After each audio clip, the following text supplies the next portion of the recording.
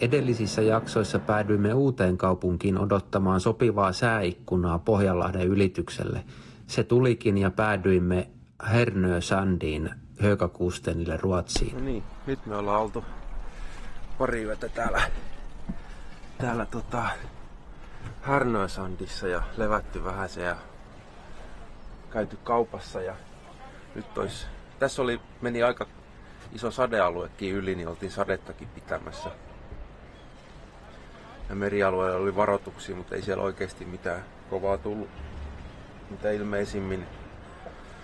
Mutta nyt on vähän kirkkaampi sää ja lähdetään tästä jatkaa matkaa sitten tonne pohjoiseen päin. Ja vähän tylsästi nyt ehkä mennään ekaksi Hornöbrückaniin, missä mä ollaan jo aikaisemmin käytiin, mutta se on kyllä kiva mesta. Ja naapurista lähtee tommonen upea paatti tosta jatkaa matkaa. Mutta matka jatkuu. Käydään tässä tankkaamassa paattia vähän ennen kuin lähdemme jatkamaan matkaa.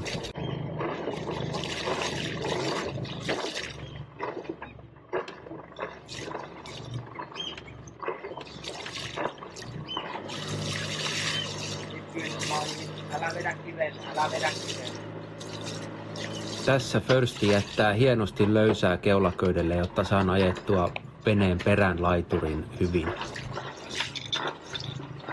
Se näköjään tuleekin sieltä jo vähän liiankin innokkaasti.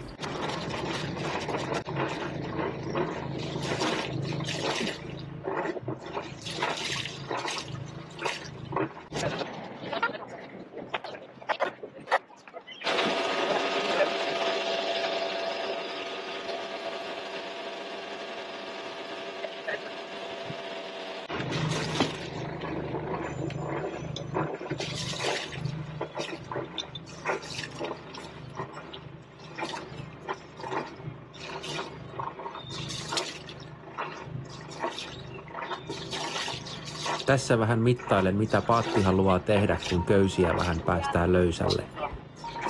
Näissä olosuhteissa eipä se näytä haluavan tehdä juuri mitään. Seuraavaksi vähän mittailen, jaksaisiko Försti tuuppaamaan vanteista vähän keulaa irti.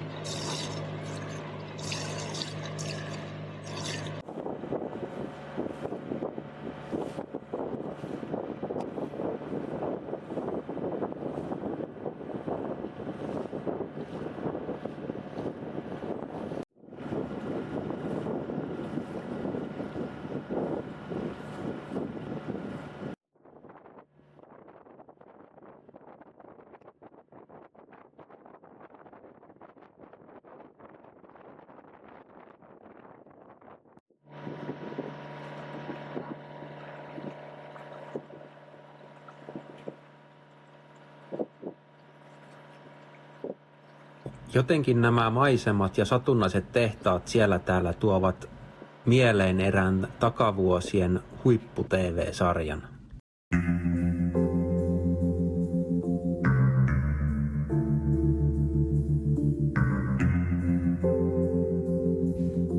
Twin Peaks.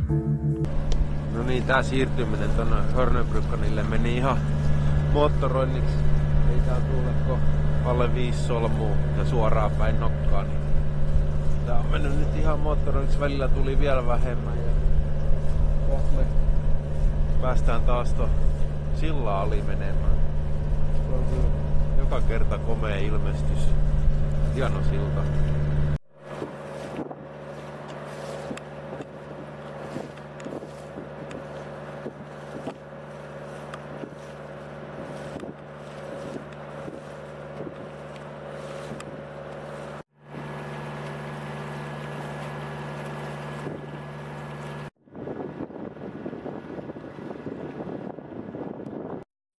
Kun saavuimme satamaan, huomasimme, että kaikki pojut oli jo viety, enkä viittinyt ruveta tähän ankkuroimaan, joten vedimme naapuriveneeseen kiinni ja odottelimme sen aikaa, kun he sanoivat lähtevänsä myöhemmin jatkamaan matkaa. Kävin uimassa sitten poijuköiden tuohon poijuun. Nyt sä oot menossa vai?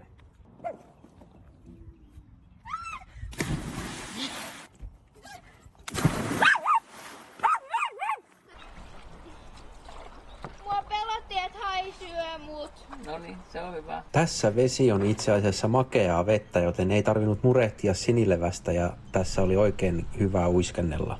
Satamasta löytyy huoltorakennus, jossa on keittiö, suihkut ja vessa sekä tämä itse lämmitettävä sauna. Satama ei ole iso, täältä löytyy kyllä sähkö- ja septityhjennys myös. Sekä joku vanhojen purkkien museo. Täällä pojut ovat melko pieniä ja useisiin niistä olikin merkitty jopa painorajoitus, millä siihen voi ottaa kiinni. Meillekin tämä oli vähän epämukavaa, mutta pärjäsimme kuitenkin. Meillä on Suomesta asti asunut tässä samassa kohtaa veneessä tällainen Harri Hämähäkki, jonka elämää seurasimme pitkän aikaa.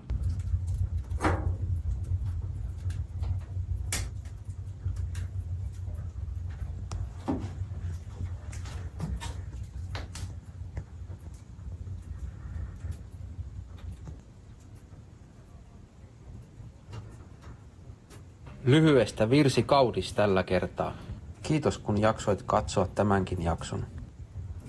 Jos et jo ole tilannut, niin pyytäisin nyt tilaamaan kanavan ja tykkäämään videosta. Kiitos.